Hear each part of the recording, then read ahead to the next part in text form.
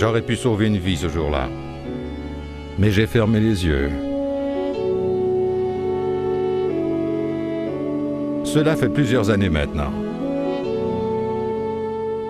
Plusieurs événements furent précurseurs de l'accident. On pourrait dire que tout a commencé environ 6 mois auparavant. À cette époque, je travaillais pour la société depuis moins d'1 an. Hey Mario, tu n'as pas obturé la conduite menant à l'échangeur de chaleur. Pourtant, nous avons discuté de cette procédure à la réunion sur l'entretien. Si tu ne le fais pas, une défaillance dans l'échangeur thermique peut entraîner un retour de pression dans la conduite. Désolé, Georges, j'ai dû oublier. Écoute, cette procédure prendra 2 fois plus de temps et je n'ai jamais entendu parler d'une défaillance dans l'échangeur thermique. Mario, tu n'es ici que depuis 1 an. Il y a des choses que tu ignores. D'accord.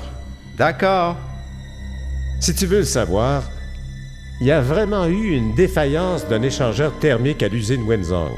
Si cela se produisait ici, tu recevrais de la vapeur haute pression en plein visage. Écoute, il existe des raisons pour chacune de nos procédures et tu dois t'y plier.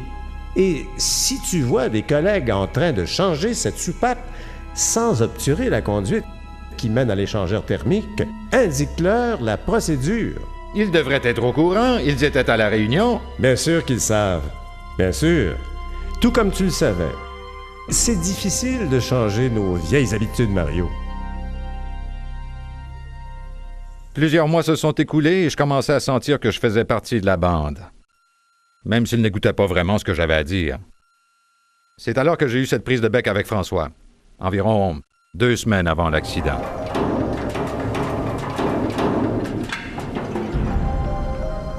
Hey, François, tu dois utiliser le fil de ligature. Où sont tes lunettes de sécurité? Que tentes-tu de faire? Nous faire tous exploser ou quoi? Tu n'as jamais entendu parler de l'électricité statique? Écoute bien, j'ai commencé à travailler ici bien avant qu'on commence à utiliser ces fils. Oui, mais à la réunion sur la sécurité, Georges a dit que l'électricité statique pouvait provoquer des Mais ce n'est étincelles. pas Georges qui travaille avec ce matériel. C'est moi. J'ai vu passer beaucoup de procédures et je suis toujours là. Alors, si ça te dérange pas, je vais faire les choses à ma façon. Oui, mais je crois peut-être que Écoute Georges... le nouveau. Tu as encore beaucoup à apprendre. Mêle-toi de tes affaires. Et ôte-toi de mon chemin.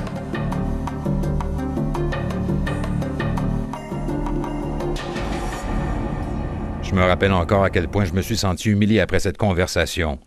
Ma confiance en moi était ébranlée. Et je suis certain que cette situation est directement responsable de ce qui s'est produit 1 semaine plus tard. Je passais par là et j'ai vu François qui commençait à faire l'entretien d'une soupape d'arrivée de la vapeur. Cet entretien doit être fait tous les 6 mois. Évidemment, j'ai regardé pour m'assurer qu'il avait bien obturé la conduite qui mène à l'échangeur thermique. Il ne l'avait pas fait. Je pâtissais toujours de ma dernière rencontre avec François. Je ne voulais pas en rajouter. Je ne voulais pas qu'il soit à nouveau en colère. Contre moi. J'aurais pu sauver une vie ce jour-là. Mais j'ai fermé les yeux. Ce n'était pas par insouciance. J'avais le temps et j'étais là. Mais je ne voulais pas avoir l'air ridicule, ni devoir discuter d'une règle de sécurité. Je savais qu'il connaissait son travail. Il se serait offusqué que je le prenne en défaut. Le danger ne semblait pas si grand. J'avais déjà fait la même chose et il le savait. J'ai hoché la tête et j'ai passé mon chemin. Il était conscient des risques aussi bien que moi. J'ai justifié mon silence en me disant « J'ai déjà fait la même chose.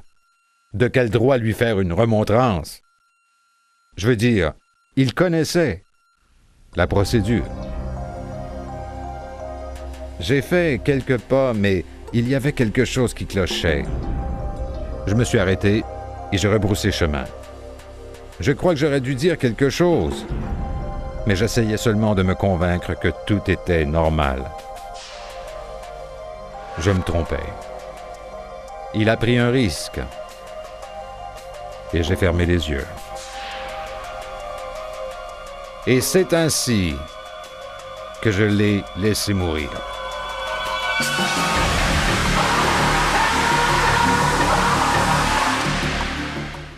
J'aurais pu sauver une vie ce jour-là. Mais j'ai fermé les yeux. Maintenant, chaque fois que je vois sa femme, je me rappelle que j'aurais pu lui sauver la vie. Je dois vivre avec cette culpabilité. Mais vous n'avez pas à m'imiter.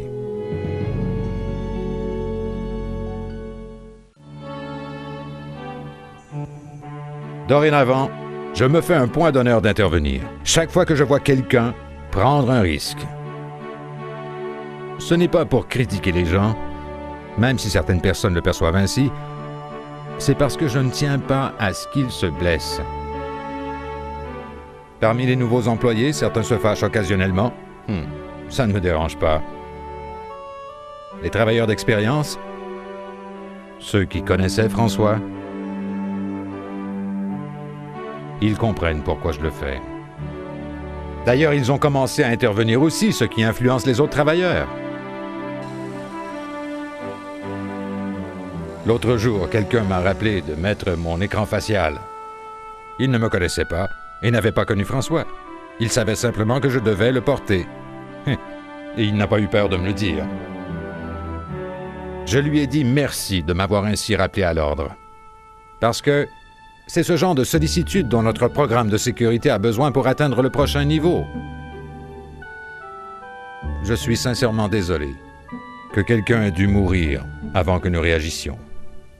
Si vous voyez quelqu'un prendre un risque, mettre sa santé ou sa vie en danger, posez-lui une question, parlez-lui, et il vivra peut-être un jour de plus. Si vous voyez quelqu'un prendre un risque, faites en sorte de n'avoir jamais à vous dire « J'aurais pu sauver une vie ce jour-là, mais j'ai fermé les yeux. »